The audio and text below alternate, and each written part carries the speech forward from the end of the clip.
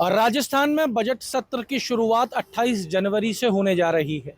आज इस बजट सत्र के लिए सर्वदलीय बैठक बुलाई गई, जिसके अंदर सत्ताधारी भारतीय जनता पार्टी के विधायक, विपक्ष कांग्रेस के नेता प्रतिपक्ष टीकाराम जूली एवं बाप पार्टी के भी प्रतिनिधि इस बैठक के अंदर पहुंचे।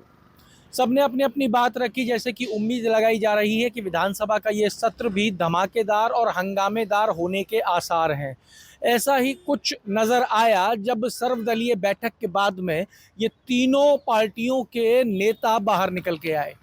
बाप पार्टी के नेता ने बाहर आके कहा कि कांग्रेस और बीजेपी के बाद में राजस्थान में सबसे बड़ी विधानसभा सबसे बड़े पार्टी के रूप में उभरी बीएपी पार्टी भी आज बैठक के अंदर मौजूद थी और हमने युवाओं के लिए, हमने और कई विषयों के ऊपर जो राजस्थान को आगे लेके जाएंगे उस पर चर्चा की है।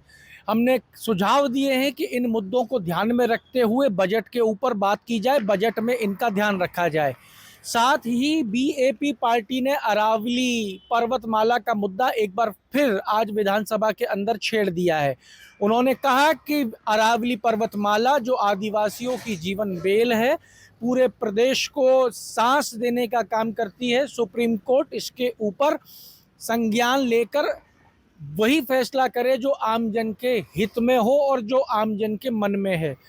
विधायक ने ये भी कहा कि जिस तरीके से हरियाणा में अरावली का खनन हुआ है और आज हरियाणा की क्या स्थिति है, उस स्थिति में हम राजस्थान को देखना नहीं चाहते हैं।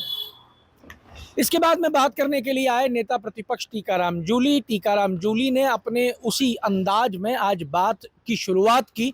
टीकाराम जूली ने कहा कि सरकार के लिए ये बजट सत्र कितना महत्वपूर्ण है, इसका अंदाजा इस बात से लग जाता है कि मुख्यमंत्री आज की इस सर्वदलीय बैठक में नहीं आए। उनको कोई काम था तो उन्होंने संदेश दे दिया कि वो बैठक में नहीं आ सकते। टीकाराम जूली ने कहा कि मुख्यमंत्री का नहीं आना ये बताता है कि सरकार जो है इस बजट सत्र को लेकर कितनी सीरियस है। टीकाराम जूली ने कहा कि हमने कई तरीके की बातें अध्यक्ष के आगे रखी हैं और हम उम्मीद करते हैं कि अध्यक्ष उन चीज़ों का ध्यान रखेंगे। टीकाराम जूली ने कहा कि जिस तरीके से विधायकों के अधिकारों का हनन विधानसभा में करने की बात की गई थी, वो विषय भी विधानसभा अध्यक्ष के आगे रखा गया है और विधानसभा अध्यक्ष ने ये वादा किया है कि वो पूरा ध्यान इस विषय में रखेंगे। टीकाराम जूली ने कहा कि विपक्ष चाहता है कि ये जो बजट का सेशन है ये राजस्थान के लिए बहुत ज़रूरी है, क्योंकि 8 करोड़ जनता साल भर में सरकार उनके लिए क्या करेगी ये पता लगता है। सरकार इस बार ध्यान रखे कि जो बजट में घोषणाएं की जाएं वो पहले से ही उनकी फिजिबिलिटी चेक हो जाए, क्योंकि पिछली बार जो घोषणाएं की गई उनको फिजिबिलिटी के आधार पर निरस्त कर दिया गया। इस बार ऐसा ना हो। टीकाराम जूली ने ये भी कहा कि हम जिन मुद्दों पे सवाल चाहते हैं वो है ईआरसीपी, वो है राइजिंग राजस्थान और वो है राजस्थान का वित्त विभाग। जिनके सवालों को निरस्त कर दिया जाता है उन सवालों को चर्चा के अंदर शामिल किया जाए। इन दोनों के बाद में राजस्थान सरकार के प्रतिनिधि कानून मंत्री जोगाराम पटेल अपना बयान देने के लिए आए और उन्होंने भी जब अपने बयान की शुरुआत की तो उस शुरुआत ने बता दिया कि ये जो बजट सत्र होगा ये कितना जोरदार राजस्थान में रहने वाला है। जोगाराम पटेल बोले कि मुझे उम्मीद थी कि पीसीसी के अध्यक्ष गोविंद सिंह डोटासरा आज सर्वदलीय बैठक में आएंगे, पर वो नहीं आए क्योंकि उन्हें किसी हीरोइन के कार्यक्रम में जाना था और नेता प्रतिपक्ष भी इसलिए जल्दी में सारा काम निपटाते हुए दिखे क्योंकि उन्हें भी उस हीरोइन के कार्यक्रम में जाना था। जैसे ही नेता प्रतिपक्ष टीकाराम जूली ने मुख्यमंत्री के ऊपर निशाना साधने का प्रयास किया, कानून मंत्री ने तुरंत प्रभाव से इसको काउंटर किया। कानून मंत्री ने कह दिया कि हम चाहते हैं कि विपक्ष राजस्थान के विकास में साथ दे और ऐतिहासिक तीसरे बजट को और इस बजट सत्र को सफल बनाए, जिससे राजस्थान की जनता का विकास हो सके।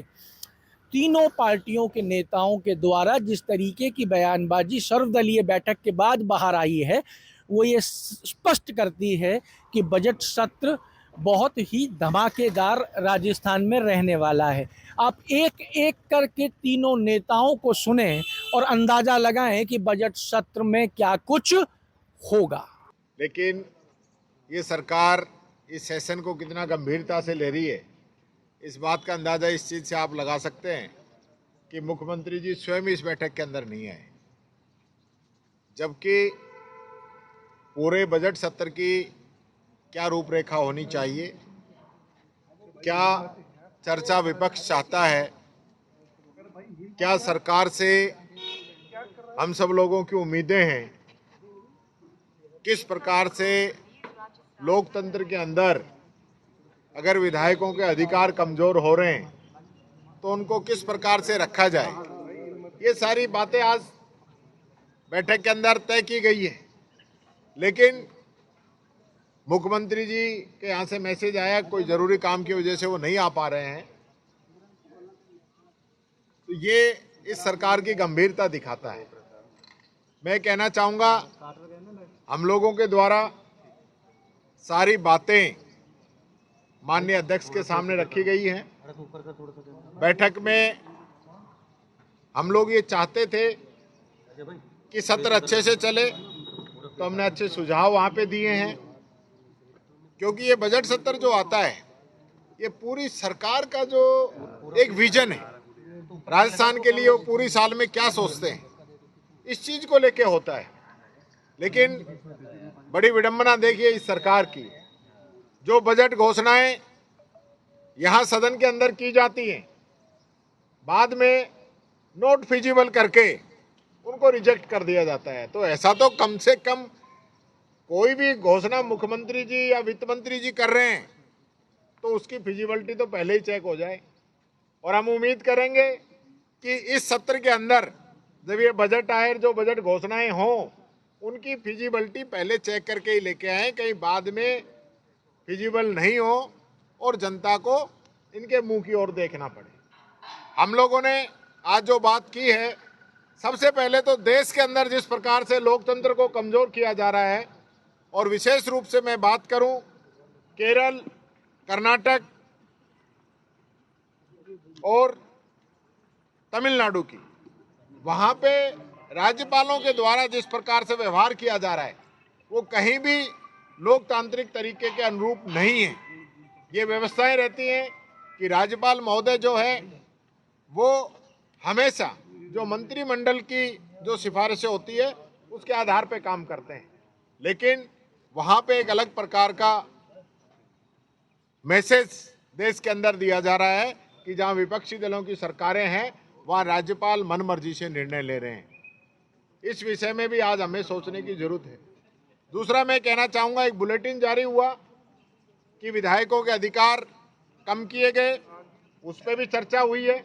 माननीय अध्यक्ष जी ने आश्वासन दिया है कि उस पर वो पूरा ध्यान रखेंगे, और उन्होंने वो एक प्रकार से ऐच्छिक किया है, कंपलसरी नहीं किया है, वो बात भी हमने रखी है। साथ ही साथ जो क्वेश्चन है उनके जवाब जो है समय पे आए, उसके लिए हमने बात की है। क्योंकि विशेष रूप से मैं बात करूं फाइनेंस की, राइजिंग राजस्थान की, ERCP की, जो ऐसे विषय हैं उनके जवाब जो है सरकार नहीं दे रही है, क्वेश्चन ही कैंसिल कर दिए जाते हैं। ये स्थिति यहाँ पे बनाई जा रही है। ध्यानाकर्षण जो है उसको लगाने में डिले किया जा रहा है। इसी प्रकार से हमने जो बात रखी कि जो बिलों पे जो बहस हो वो सार्थक होनी चाहिए, बिलों पे पूरी बहस होनी चाहिए। सरकार बिल लेके आए तो उस पर चर्चा हो, कानून व्यवस्था पे चर्चा हो। 2 साल से सरकार कानून व्यवस्था पे चर्चा नहीं करा रही है। इस विषय को भी हम सरकार के संज्ञान में लेके आए हैं कि कानून व्यवस्था पे चर्चा होनी चाहिए। राजस्थान के अंदर आए दिन मर्डर, डकैती, एक्सीडेंट, इस प्रकार की हालत बन चुकी है। साइबर क्राइम, बच्चियों से बलात्कार, ये घटनाएं राजस्थान में लगातार बढ़ रही हैं। इसको लेके भी हमने बात कही है कि इस पे पूरी चर्चा होनी चाहिए। अंत में मैं एक बात ये भी कहना चाहूँगा कि हमारा पूरा विपक्ष का हमने अपनी बात कही है कि हमारा पूरा समर्थन रहेगा सार्थक चर्चा के लिए। विपक्ष जो राजस्थान की जनता के सवाल उठाए उनका सत्ता पक्ष की तरफ से जवाब आना चाहिए। जवाब जो मर्जी ये दें, इनको जो अच्छा लगे वो जवाब दें, लेकिन जवाब उस पर इनको देना चाहिए, इन सब बातों को लेकर चर्चा हुई है। मैं फिर कहना चाहूँगा, हम चाहते हैं कि राजस्थान की जनता जो हमारी ओर देख रही है, इस विधानसभा के अंदर उनके मुद्दों पे चर्चा हो। आज यहाँ का युवा, आज यहाँ का किसान, आज यहाँ का गरीब, आज यहाँ का व्यापारी, सब लोग देखते हैं कि विधानसभा हमारे लिए क्या नियम बना रही है, क्या कानून बना रही है, क्या चर्चाएं हो रही है। तो उन सब बातों को आज विशेष रूप से हमने यहाँ पे बात रखी है और मैं समझता हूँ रिजल्ट अच्छे आने चाहिए, नहीं तो फिर वही घोड़े वही मैदान है। हम कोई पीछे हटने वाले नहीं है। सारी बातें हमने कही है। कैमरे का इश्यूज था, वो भी हमने बताया है। उस पर स्पीकर साहब के द्वारा बुलेटिन जारी करने की बात की गई है कि वो बुलेटिन जारी करेंगे और जो भी चीज़ है वो पब्लिक के सामने रखेंगे। ये बात मैं आपसे कहना चाहूँगा। आप सभी के चैनल को हमारी ओर से जोहार। जैसा कि आज बजट सत्र को लेकर सर्वदलीय बैठक बुलाई गई और मेरे से पूर्व मीडिया के सामने राजस्थान के दो सबसे बड़े दल के बड़े लीडर, बड़े नेता यहाँ आकर अपनी अपनी बात रखते गए। ये राजस्थान का सबसे बड़ी महापंचायत है जहाँ पर सदन के अंदर 8 करोड़ प्रदेशवासियों के बारे में, उनके भविष्य के बारे में और उनके सपनों के बारे में बात की जाती है।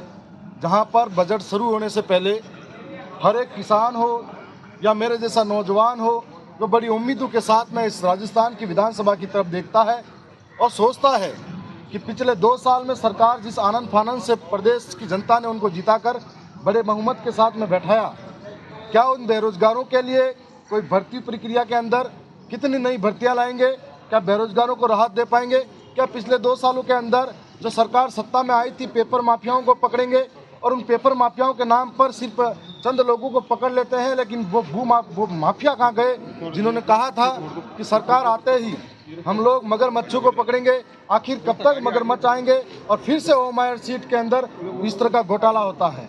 तो वो जो युवा है ठगा ठगा महसूस करता है, प्रदेश का किसान है जो किसान पूरे अन्नदाता है, अपने पसीने से मेहनत के पूरे प्रदेश का देश का पेट भरता है, वो किसान जब खाद बीज के लिए लाइनों में खड़ा रहता है तब प्रदेश की सरकारें मौन रहती है और विपक्ष खामोश होता है। तब सोचने वाली बात है कि किसानों के हक के लिए कौन सोचेगा।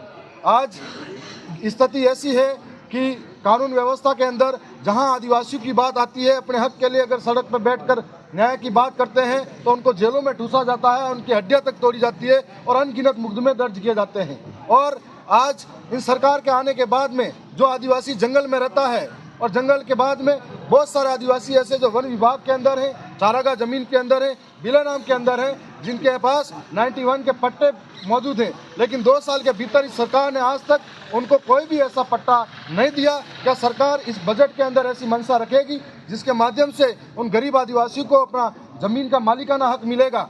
और इस उम्मीद के साथ में इस राजस्थान की बजट सत्र के अंदर हम आए हैं। सत्ता पक्ष है जो पक्ष की बात गिनाता रहेगा, विपक्ष है जो कहता रहेगा, लेकिन हम राजस्थान का तीसरा सबसे बड़ा दल है जो निष्पक्ष है, दोनों को हरा कर आया है। इसका मतलब हम प्रदेश के युवाओं की बात करेंगे, हम प्रदेश के नौजवानों के साथ साथ में किसानों की बात करेंगे, हम आदिवासियों की बात करेंगे, जहां पर खनन के नाम पर लूट मचाई जा रही है जमीनों की, जहां बड़े बड़े अधिकारी और कई लोग इसमें लिप्त होकर आज लूट मचाई जा रही है, जहां पर राजस्थान के बाद में प्रदेश और माननीय सुप्रीम कोर्ट के माध्यम से अरावली जैसे विषय पर ऐसी डेफिनेशन दी जाती है जिसके अंदर आदिवासी अपनी परंपराओं के साथ में, संस्कृति के साथ में, पुरखों के साथ में सदियों से उस जमीन पर रहता आया है। जिस अरावली की वजह से आज जन जीवन सुरक्षित है, जिस अरावली की वजह से आज पर्यावरण प्रदूषित होने से बचा है, उस अरावली को आज खतरा महसूस होने लगा है। उसके लिए हम लोग लड़ेंगे। जैसे अरावली राजस्थान के अंदर खत्म होती है और हरियाणा के अंदर जाती है, तो हरियाणा के अंदर इस कानून का जो इफेक्ट है वो पड़ा था, तो हरियाणा के अंदर ये अरावली खत्म हो गई थी, तो उसका हश्र कैसा होगा आने वाले समय में?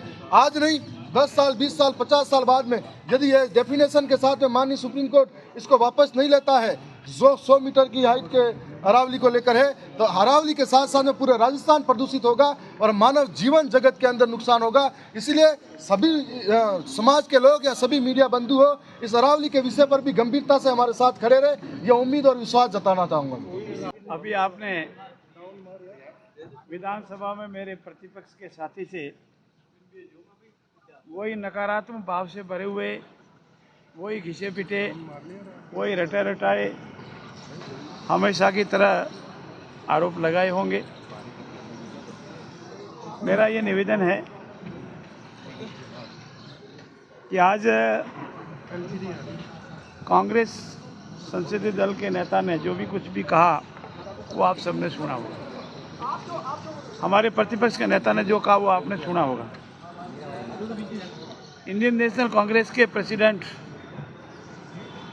या प्रदेश के अध्यक्ष आदरणीय गोविंद जी को यहाँ आना था, परंतु एक हीरोइन के कार्यक्रम में वो व्यस्त है और नेता प्रतिपक्ष को भी जल्दी इसीलिए थी कि उनको भी वहाँ उस कार्यक्रम में जाना है। जिस वे में वो हमेशा नकारात्मक आरोप प्रत्यारोप लगाते हैं, क्योंकि अब नेता प्रतिपक्ष की कुर्सी की खींचतान थोड़ी ज़्यादा बढ़ गई है। अरे गले में टाक दो ना। और गड्ढे में भी टक जाएगी, क्या दिक्कत आ रही है? गले में टाक दो ना। बिल्कुल टकेगी, कोई मानेगा ही नहीं। तो कल विधानसभा का जब सत्र प्रारंभ होगा, बजट सत्र, तो मुझे पूर्ण विश्वास है कि मेरे मित्र आदि गोविंद जी विधानसभा में आएंगे तो अपनी प्रतिभा बताने की कोशिश करेंगे। तो नेता प्रतिपक्ष को अवश्य तकलीफ होगी, ये मान के चलता हूँ।